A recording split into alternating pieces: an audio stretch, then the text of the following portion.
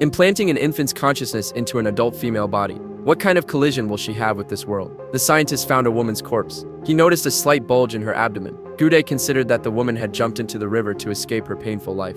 Then Gude suddenly had a brilliant idea. He decided to give her a new life. After a strong electrical shock, the woman slowly opened her eyes. Gude named the revived woman Bella, and he took care of her like a daughter. At mealtime, Gude would blow bubbles to make her laugh.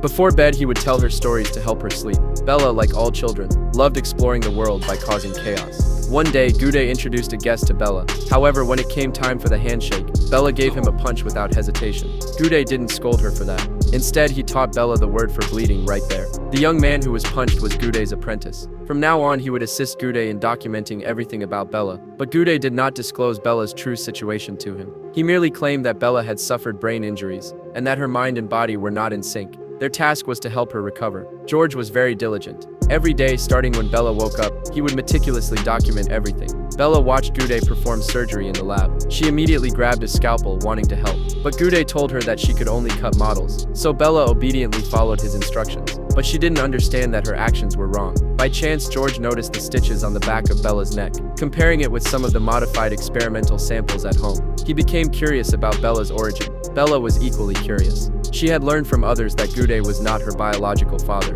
Gude had to make up a story. He claimed that Bella's parents died during an expedition. As their friend, Gude took on the responsibility of taking care of Bella. As Bella grew rapidly, she began to long for the outside world, and through her acts of destruction, she forced Gude to agree to let her go outside. However, throughout the journey, Bella remained in the car. She couldn't even look at the scenery along the way. Soon, the three of them arrived at a quiet place for a picnic. But as soon as someone approached, Gude immediately stood up. He lied, saying that a storm was approaching. He hurriedly brought Bella back to the car. On the way home, Bella was drawn to an ice cream truck.